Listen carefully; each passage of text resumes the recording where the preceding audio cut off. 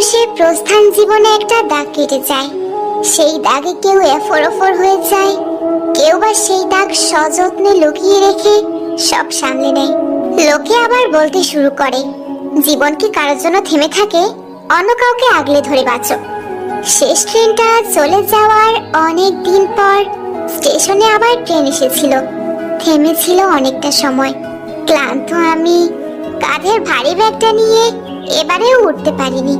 ব্যাগের ভেতর শুকনো গোলাপের পাপড়ি, এক বর্ষা নিংড়ানো স্মৃতি, অবহেলার বরফ গলা নদী, সহস্র পাতার প্রত্যাখ্যানের মহাকাব্য আর প্রস্থানের শোকসভা সব রেখে দিয়েছিলাম। অত কিছুর ভার নিয়ে হয়তো বেঁচে থাকা হয় কোনোভাবে। ও আজও তোমার সেই স্মৃতিগুলো আমাকে তাড়া করে